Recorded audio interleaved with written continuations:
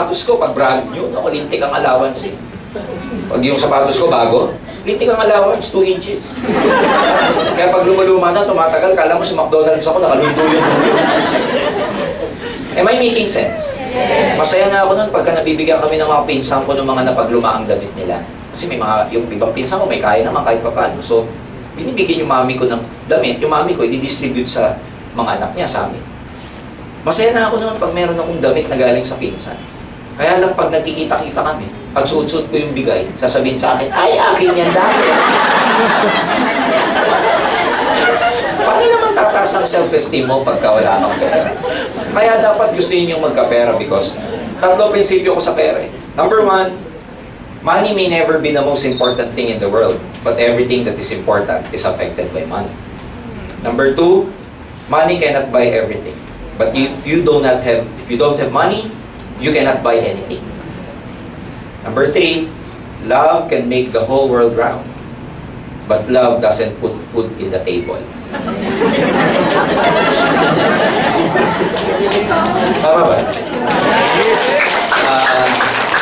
Kailangan ko gusto yung yumaman. Kasi masarap ang buhay may pera. I can attest to that. Masarap yung, komportable ka. Lalo na sa atin, Philippines is like heaven if you have money. But Philippines is like hell if you do not have money. Totoo yan. I'm telling you. Ang maganda, meron naman pong opportunity para kumita ng maganda. And proven na because 7 years na kami. Kailangan lang palitan natin ng konti yung mindset natin. Anong mindset? Most of us, kung ano yung sitwasyon natin ngayon, galing po yan sa programs natin. Ano yung programs? Programs na natutunan mo sa utak mo based on pinalaki ka, based sa orientation mo, based sa breeding natin. It's all about our programs. So whether you like it or not, your situation right now is a residual effect, residual outcome of your past programming. Papalitin ko yung program na yan. Karamihan ng program ng mga tao, alam nyo kung ano? Go to school, get good grades, and go look for a good job. It's always been job. Yan ang orientation natin. But you and I know that as long as you're working for someone else, you'll never become financially free. Sa Tagalog, hanggat nagtatrabaho ka para sa ibang tao, di ka yayaman. Ang tawag kasi dito, linear income. Yung linear income, yan ang worst income ng mga mayayaman. Pagka ikaw may job, ang tawag lang sa sweldo mo, wages. Yan ang alam na orientation ng maraming tao. Pero ang mga mayayaman, hindi umaasa sa wages. Ang term ng mga mayayaman, hindi wages. Ang term ng mga mayayaman, profit. Ang term ng mga mayayaman, commission. Ang term ng mga mayayaman, dividend. Ang term ng mga mayayaman, interest. Wala sa utak nila ang wages. So hanggat nandito ka sa mundong to, at hindi ka tumatawid sa mundo nila, hindi ka yayaman. You can never make a lot of money while working for other people. Hindi pwede. A day's pay for a day's job. A day's pay for a day's work, whether you like it or not. If your income is fixed at 20,000 NT, kahit magtatatumbling ka man, hanggang 20,000 na yan. And ngayon, sa what I've heard, minsan may mga employers na hindi na nila pinapayagang mag-overtime katulad dati. So whether you like it or not, hanggang dito na lang yan. And talo ka rito, guess what? Bakit? Ang puhunan mo dito, time, talent, and skills. Aabutan ka nito eh. Kasi hindi lahat ng panahon, bata ka. We are not getting any younger anymore. Time, talent mo, aabutan ka because more skilled workers will be coming here sooner than you think. Skills mo, mawawala yan. Tatanda ka eh, physically, mawawala yung lakas mo. So talo ka rito. Ang mga mayayaman, guess what? Lucio Tan, Henry C., hindi na nagtatrabaho yun pero kumikita pa rin. Bakit? Hindi wages ang orientation nila eh. Ang orientation nila, profit, commission, dividend, and interest. Yung mga mayayaman na lang, lagay na lang nila pera nila sa bangko, laki ng interest. Ang mga term ng mga mayayaman, equity, mutual funds, stocks, dividends. Yan ang mga term nila. Ang term nila, blue chips. Ang term nila, IPO. Pag nasa wages ka, nagtatrabaho ka, hindi mo alam to. Kaya uulitin ko. Ako galing ako dito eh. Nakatawid lang ako, kaya ako natutunan to mga bagay na to. Pero pag hindi mo natutunan to, at napako ka na dito, di ka yayaman. Because may 4 na paraan lang para kumita sa mundo. Una, pwede ka maging empleyado. Una, pwede kang mag-put up ng small business o pwede kang maging self-employed. Pangalawa, pwede kang mag-business. At ang pinakamayaman sa lahat, yung tinatawag na investors. Katulad nila Bill Gates, Warren Buffett, Michael Dell, Zuckerberg, Mark Zuckerberg, etc. Ginawa ng study to ni Robert Kiyosaki. Ang tawag niya dito, the 4 quadrants. 1, 2, 3, 4. Dinivide niya ng 2, the left side and the right side. According to his research, the most miserable people financially, yung laging walang pera, laging aburido, yung laging kulang, alam niyo kung sino? Yung nasa left side of the quadrant. Alam niyo pinakamayayaman, according to his study, nasa right side of the quadrant. Ngayon itong pinost niyang question. Maraming tao, alam natin na nandito asenso. Tama ba? Alam naman natin. Pero bakit maraming tao hindi nagbi-business? Palagay niyo. Walang puhunan. Lack of opportunity. Pero may mas malalim na dahilan. Maraming tao hindi magnegosyo. Alam niyo kung bakit? Because it's against their core values. Ano yung core values? Yung program. Kasi ang program na maraming tao, ulitin ko, go to school, get good grades, and go look for a good job. Ni-mindset tayo ng nanay, tatay natin, anak, magtrabaho ka, trabaho. Kaya bata ka pa, trabaho na hinahanap mo. Pag-graduate ko, maghahanap ako ng trabaho. Tama ba? Trabaho. Kaya hindi ka makatawid. Kasi nga, andito yung program mo eh. Hindi ka makatawid-tawid. Tignan niyo yung mga Chinese sa atin. Bata pa, ano tinuturo? Negosyo. Di ba yung kwento ng tatay? Mamamatay na lang. Sabi, mamamatay na siya. Nasaan si mama? Chinese. Sabi nung nanay, andito ako sa tabi mo. Huwag kang magaling. Sabi nung tatay, nasaan si Aya, yung kuya? Sabi nung Aya, nandito po ako, papa. Nasa tabi. Tawag na, asan si Achi? Sabi nung Achi, nandito po ako. Naghihingalo. Sabi nung isa, hanap niya, Sachi Shobe. Nandito po ako, tatay. Huli niyang hinanap. Nasaan si Shoti? Nandito po ako, tatay. Alam niyo, lalong nag-high blood. Alam niyo bakit? Ano sabi? Sino nagpapatay ng negosyo natin? Nandito kayo lahat. Mamamatay na lang negosyo pa. Am I making sense? Kaya, sino mayayaman sa atin? Mga Chinese. Ang dami mga hindi magagaling. Hindi ko sa nilalahat ha. Graduate. Alam niyo yun? Bubugoy-bugoy sa eskwelahan. Ang kaklase niya cum laude. Si bubugoy-bugoy, nagnegosyo. Yung nag-cum laude, nagtrabaho. After 10 years, nag-reunion sila. Sino mayaman? Si bubugoy-bugoy. Bakit? Empleyado niya lang yung cum laude. Am I making sense? Yes. Maraming tao hindi makatawid. Kasi, it's against their core values. Kaya nga pag nagsiseminar kami sa Pilipinas, everyday ang seminar natin sa AIM head office, about 700 people everyday yan tuwing gabi. Iba pa yung hapon na 3 o'clock, 400. So sa isang araw, mga 1,000 kinakausap namin araw-araw sa seminar. Sa office pa lang to, hindi pa kasama yung mga offices namin worldwide and all over the Philippines. Alam mo, pag nag-orientation kami, kahit gaganda yung negosyo. Negosyo. Ang program ng tao, trabaho. Hindi ma-appreciate ko. Guys, ulitin ko. This afternoon, I'd like to present to you an opportunity na makakatawid ka na. Na pag nakatawid ka, magsisimula kang kumita ng mga sinabi ko. Profit, commission, dividend, and interest. Nakatawid ka because that's the first step towards financial freedom. Gusto nyo ba makatawid? Yes! Gusto nyo ba makatawid? Yes! Oo naman, ilan ba dito yung sawang-sawa na sa trabaho? Ilan ba dito yung araw-araw nagre-reklamo sa sweldo, sa kumpanya, sa boss, lahat? Pero araw-araw pumapasok ka pa din. Kasi wala kang choice, wala kang magagawa eh. Kaya nga bibigyan namin kayo ng option para makatawid. That we don't have to leave your job. Hindi namin kayo pinagre-resign. Sunday po, bukas na, may pasok. Diba? Sunday ngayon eh. Kailangan nyo makatawid na hindi nyo kailangan iwan ang trabaho nyo. Na pwede nyo nang iwan yung trabaho nyo pag mas malaki nakikita nyo dito. Ilan ba yung naging katulad niyan dito sa Taiwan? Si Jun na lang. Kilala niyo si Jun? Yes. Si Jun Bulawin. Oh, ang tawag namin sa kanya sa Pilipinas, Baklas. Jun Baklas. Why? Kasi Baklas daw pala passport niya, visa niya, after 5 years, nag-ibang pangalan. But guess what? June. Si June ngayon. Started in Taiwan, nag-OFW, wala pang opisina in global dito. Nagpe-present lang daw siya sa mga park na merong Pilipino. Sinaga ang in global. Guess what?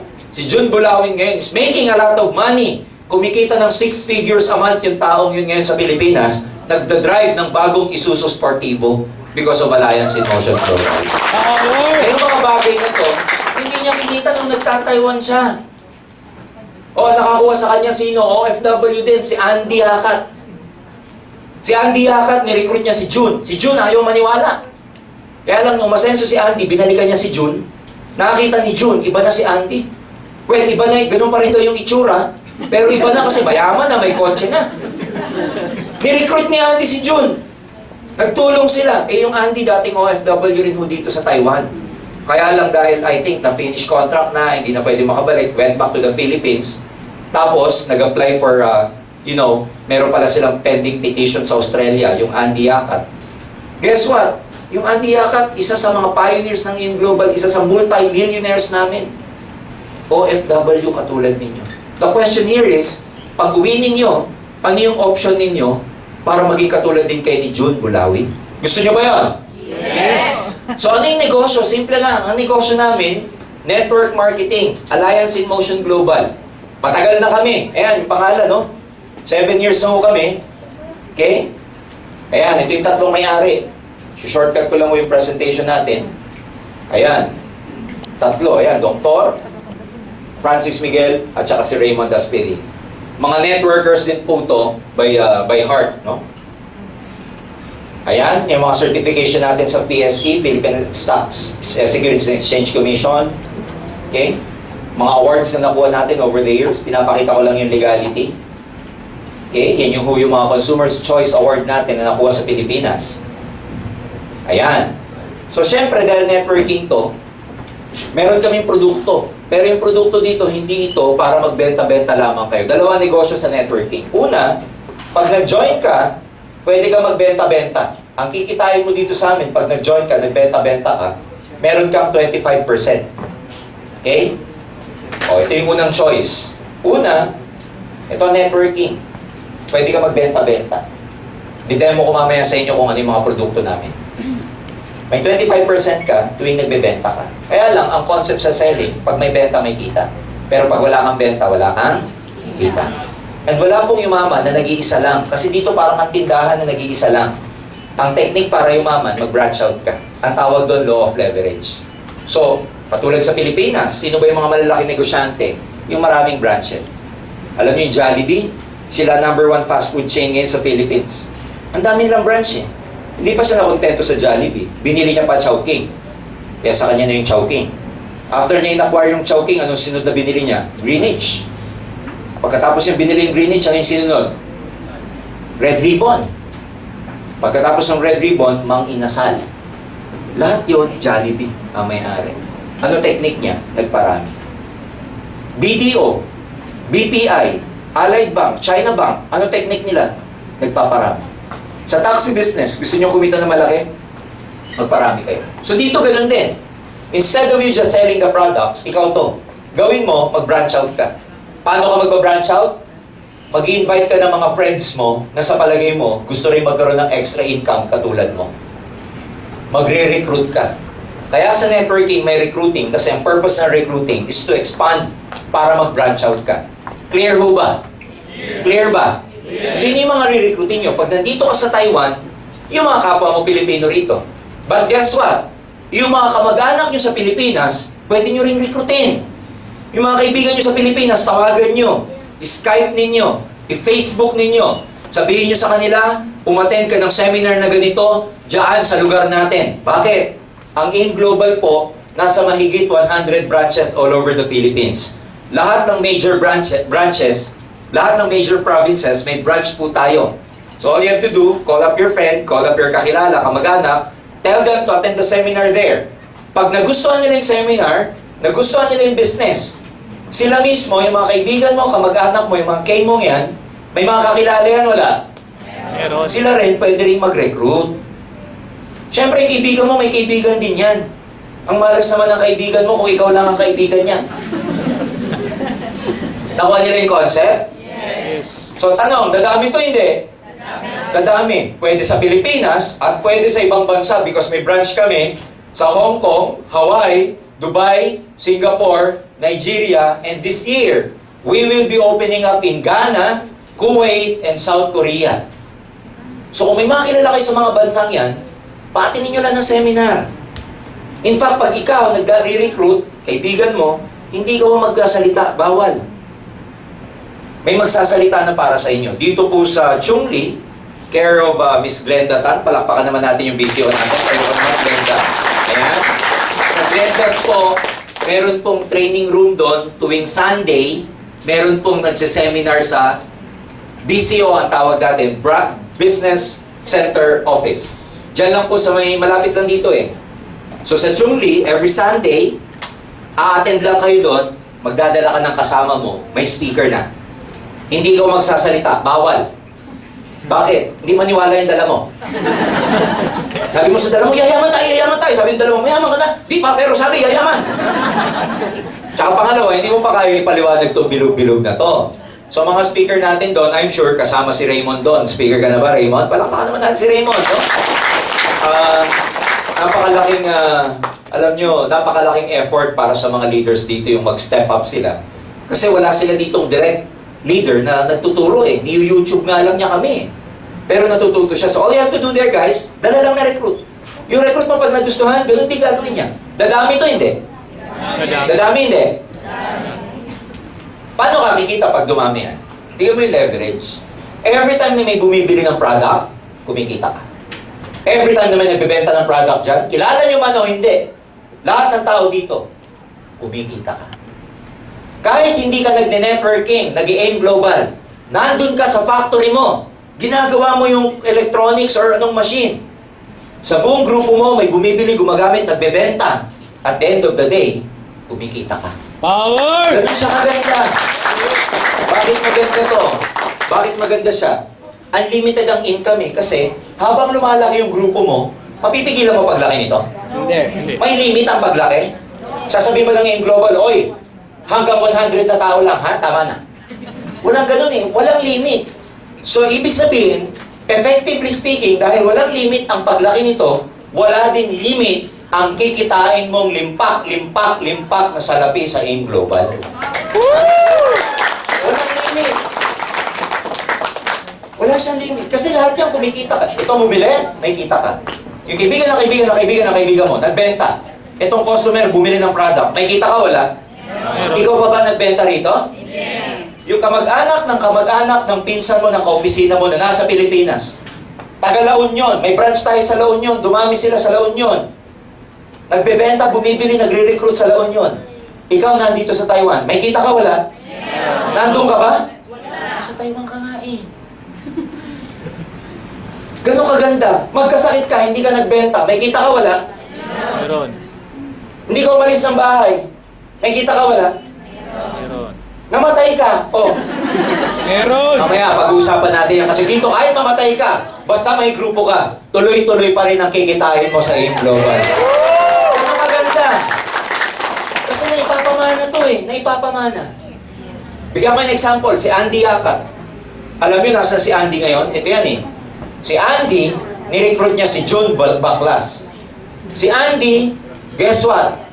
90% ng grupo dito under kay June. Tama ba ako? Yes. Si June, ito yung Taiwan group. Taiwan. Oh. 90% ng grupo dito sa Taiwan, grupo ni Andy. May bumili kayo, may magbenta kayo dito sa Taiwan, bumili kayo ng product, mag-recruit kayo. Kita si Andy o hindi? Nasaan siya? Sa Australia. Si Andy, ang laki ng grupo sa Pilipinas. Ewan ko, kilala niyo si Leia Wong. Leia.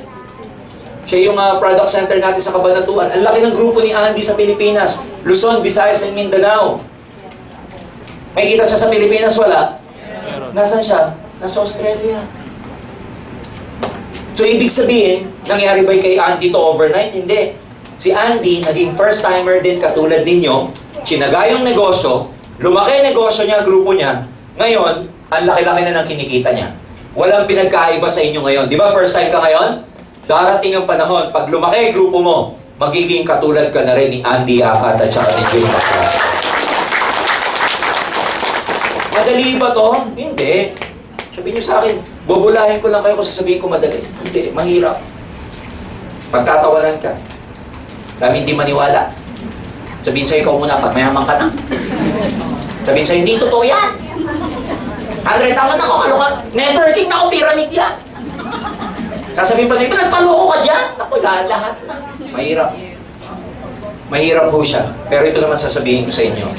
Yung ginagawa nyo ba dito, hindi mahirap? Yung trabaho nyo dito, hindi mahirap? Hirap din. Ang point doon, lahat ng may value sa mundo, pinaghihirapan. Kung sa akin, ako tatanungin nyo, kung maghihirap ako sa isang bagay, gusto ko maghirap ako sa isang bagay na alam kong ikakayaman ko kaysa naghihirap ako sa hindi ko ikakayaman. Yes! Power! Ayun. Pangalawa, siyempre, pag nagtatrabaho kayo dyan, ang pinayayaman nyo, yung employer nyo, tama? Negosyo ng iba yun eh. Kung kaya nyo magpagod, mag-overtime, kung kaya nyo mapuyat para sa negosyo ng ibang tao, bakit hindi nyo kayang mapagod magpuyat para sa sarili mong negosyo pag nag-game global? Hindi naman natin sinasabi mag-design kayo eh. Dagdag to. But the thing is, pag nakuha nyo yung concept ng networking, matutulad kay kila Leo Kaduyak. Matutulad kay Wilfredo Laway. Meron kaming kasama dito, ang pangalan si Jovic Avila. Ano si Jovic Avila? Barber. Barbero. Natutunan ng networking. Yumaman. Alam nyo mga kotse ngayon? Naka-BMW, naka-Ford Expedition. Barbero. Alam mo, ginawa niya sa negosyo niya? Natutunan niya yung branch out? Sa dosena na rin ang barbershop niya ngayon. Ang nakakatuwa ito, hanggang ngayon nagugupit siya. Hobby niya. Ngayon pag nagugupit daw siya, customer nagugupit. Yung customer, nakikita yung BMW sa labas. Eh siya lang ang customer. Kaninong BMW yan? Sasabi daw ni Joby, sa akin po. Alam nyo, pag tinanong nung customer, paano ka nagkaroon niya? Nire-recruit niya na habang ganito lang po yan. Ang gagawin niyo, magre-recruit po kayo.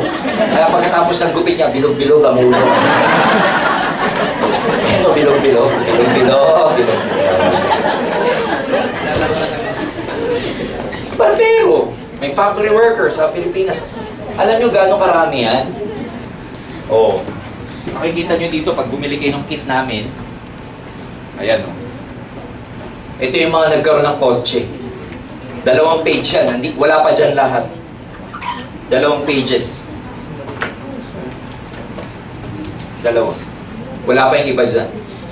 Mahigit 6 na tao na. 600 people na nakabili ng sarili ng kotse. Nung bago tong folder na to, ang lalaki ng picture nila eh. Ngayon, paliit na ng paliit ang picture. Kasi parami ng parami ang nagkakakotse at ang susunod doon, kayo na magiging seryoso. So, ano, kaya ba to? Kaya tong concept na to? Kaya to? Ganyan lang ginawa ko dati. Ganyan lang ginawa ko dati. Ang ginagawa ko, 8 to 5 ang trabaho ko sa PNOC. Pagdating alas 6, alas 7, tumatakbo ko sa seminar room. May nagpapaliwanag na nito. Ang maganda naman, pag tuloy-tuloy ang paliwanag at lagi mong inaatinan, darating ang panahon, yung pinapaliwanag, kabisado mo na. Pare-pareho lang to eh. Subukan nyo isang linggo, makatin ito araw-araw, ikaw na mag-i-explain. Pati natutulog ka, tingin mo sa kisame, bilog-bilog eh. Kasi pare-pareho lang siya. Until such time, kaya ko na rin siyang explain. Para lang siyang kotse, para lang siyang, ano tawag dito, para siyang music. Pag paulit-ulit mong pinakikinggan, darating ang panahon, kaya mo nang ipaliwanag. Huwag kayong mag-alala. Pati pagre-recruit, ituturo namin. May script yan. Kaya kung paano kayo na-recruit dito, scripted yan. Tama ba mga sponsor? May script. Yes! Tuturuan kayo sumagot ng how to handle objection. Tuturuan kayo magsalita sa harap. Tuturuan kayo mag-product demo. Tuturuan kayo lahat tuturo sa inyo. And by the way, lahat ng mga trainings namin, available po sa YouTube. So all you have to do, mag-click lang kayo sa YouTube. Napakarami naming magagaling na speakers online. All you have to do is to learn about us. Clear ho ba yun? So again, tatanungin ko, kaya ba to? Kaya? Kaya! Kaya maraming yung mayaman dahil sa concept na to. Ulitin ko ha. Ano yun? Ayan, wala na. Sumipol. So, ang mangyayari lang po dito, syempre, kailangan maintindihan nyo muna yung mga produkto natin. So, ipapaliwanag ko muna sa inyo yung product bago yung kitaan. Ang supplier ng product natin, Nature's Way. Galing po to sa States. 45 years of herbal history. It's a multi-dollar company. Kilalang-kilala po to sa buong Amerika na sila po yung namamanufacture ng produkto natin. Lalo na i-explain ko mamaya yung complete. Okay, so I will be very fast in my presentation. Karamihan ng product na makikita nyo dito sa harap are supplements, food supplements. Walang overdosage, walang contraindication, walang underdosage. So pag uminom ka ng gamot, it doesn't matter, hindi siya magko-contradict. Clear? Pangalawa, hindi siya gamot. These are food supplements. Bakit siya nakakagaling? Number 1, kasi mataas ang antioxidants niya. Number 2, punong-puno to ng phytonutrients. Number 3, ang katawan ng tao, may sarili siyang kakayahan para pagalingin yung sarili niya. Alam niyo ba yon? We are made, our body is made in such a way that it has its own capacity to heal itself. Unfortunately, because of stress sa kinakain, because of so many things, smoking, drinking, etc., yung immune system natin, bumababa. Dahil sa hindi pagkain ng healthy foods, lalo na puro fast food, hindi na tayo nakakain ng healthy mga gulay, fruits, vegetables, yung katawan natin nagiging undernourished. So ano nangyayari? Pag naging undernourished ka, yung katawan mo, hindi na nagkakaroon ngayon ng sapat na kakayahan para pagalingin yung sarili niya. Kaya pag pumasok ang mga sakit sa atay, liver cancer, kung ano-ano, we are bombarded every day of oxidants. So ang ginawa ng AIM Global, ang ginawa ng Nature's Way, bibigyan namin kayo through our product ng maraming antioxidants. Ang number 1 product natin na marami sa antioxidant, ayan, yung complete. Ito yung tsura niya, complete. Ano laman? Meron siyang 16,000 phytonutrients. Yung nutrients na nakukuha sa gulay at sa prutas. So pag hindi kayo kumakain lagi ng prutas, according to World Health Organization, para ma-maintain natin yung health natin, you have to eat 5 kinds of fruits and 5 kinds of vegetables every day. Sino yung nakakagawa? Wala. So kailangan natin ng supplement. Ito ang laman nito, 29 vitamins, minerals, and trace minerals. So, pag uminom ka nito, may iba't ibang klaseng vitamins and minerals na siya. Alam naman natin yung katawan natin cannot function properly without vitamins and minerals. Number 2, meron siyang 12 whole fruit juice blend. Bakit may word na whole? Kasi sa prutas pala, ang importante hindi yung loob lang. Ang importante yung balat, tsaka yung tangkay, tsaka yung buto. Kaya lang, pag kumain ka naman ng orange, ang hirap naman yung balat, kakainin mo. Tama ba? Kumain ka ng pinya, lang naman pati balat, kainin mo. Kaya alam ko sa orange nung araw, alisin mo yon. Tapos pag may makulit kang kaklase, pisilin mo sa pata niya. Ha? 12 whole fruit juice blend. Di pa yon. Meron pa siyang 12 vegetable juice blend. Para ka nang kumain ng 1 dosenang gulay. Ang piniring prutas at gulay, yung top of the line. Para pinakamarami siyang antioxidant.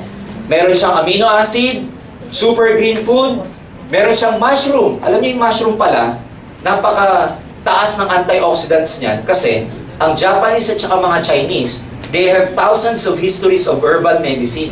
Wala pa pong gamot, meron na silang mga herbal medicine kung tawagin. And napakadami pong klase ng iba't ibang mushrooms na yan. Pag uminom ka nito, meron siyang 12 digestive enzymes. Tumutulong para matunaw yung mga pagkain na kinain natin. Kaya napakaganda dito sa mga constipated, yung hindi madumi. Yung nadudumi once a week, eto, inom kayo nito. Yung pag nadudumi, footlong na, jumbo pa, eto. Tapos pag dumumi siya, mga 1 oras, asang lumabas, ganito lang, oh. Sasabihin niya, ang sarap. Ito lang, oh. Parang kambing. Yan. Maganda rin sa may halitosis. Alam niyo yung bad breath na galing sa sikmura? Yun, maganda sa kanila to, halitosis. Hindi yung bad breath na galing sa cavity. Dalawa yan eh, may galing sa cavity, may galing sa tiyan. Yung pagkakausap mo siya, gusto mo pare, text-text na lang, text-text. Ayaw mo kausap. 12 herbs and specialty nutrients. Maganda to sa mga, yung mga organs na pinapasukan ng maliliit, yung organs na punong-puno ng maliliit na ugat called capillary. Yung mga, alam niyo na, kaya maganda siya sa diabetic. Alam niyo yung mga dami na nating napagaling na diabetic nito. Yung mga gangrenous feet. Alam niyo yung mga diabetic kasi pag nagkasugat, ba't hindi gumagaling? Kasi hindi na healthy yung blood circulation nila. Hindi na dumadating yung dugo dun sa mga sugat nila. Ito, because of the specialty nutrients, because of the gagawin niyang healthy yung blood flow mo, napupuntahan nito yung mga maliliit na ugat. So, ano yung mga organs sa maliliit ang ugat? Mata, the heart, the lungs. Kaya maganda rito sa mga lalaking hindi na binabayang magiliw. Ito, inumpay nito. Ha? Alam niyo na yon. Yung mga, alam niyo na, laging